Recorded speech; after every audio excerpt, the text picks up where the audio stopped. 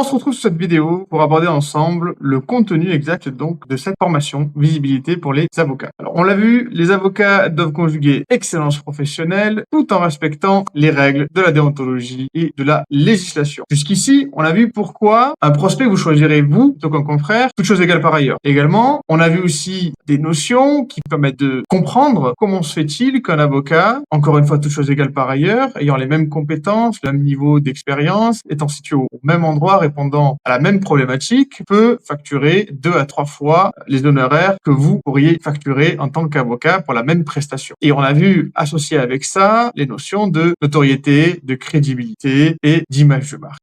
Et donc effectivement, ce sont ces piliers-là qui vont venir influencer la valeur perçue de ce que vous proposez, de vos prestations, de votre cabinet, qui vont faire que vous allez influer sur est-ce que la personne, oui ou non, va avoir confiance, à quel point, et on l'a vu, sans confiance, pas de transaction, pas de contrat. Si elle a confiance et si vous êtes suffisamment crédible, si votre image de marque est suffisamment forte, si vous avez une autorité suffisante aux yeux du client, il sera prêt à payer vos tarifs et donc à ce moment-là, vous aurez influé sur la valeur perçue et vous aurez gagné la confiance du client. Et donc, nous allons voir dans cette formation les applications concrètes de tout ça pour pouvoir les mettre en œuvre à votre avantage, notamment sur les supports digitaux en ligne. Les grands axes de la formation seront les suivants. On va apprendre à travailler les supports de communication en ligne, le site web, la fiche Google My Business notamment, mais également vos présences sur les annuaires locaux. On va apprendre à savoir comment être visible sur le long terme grâce au référencement naturel. Dans le référencement naturel, on verra qu'il y a différents types de référencement, notamment le référencement local, qui est plutôt du référencement sur une zone géographique donnée. Nous verrons également ce qu'on appelle le référencement technique, le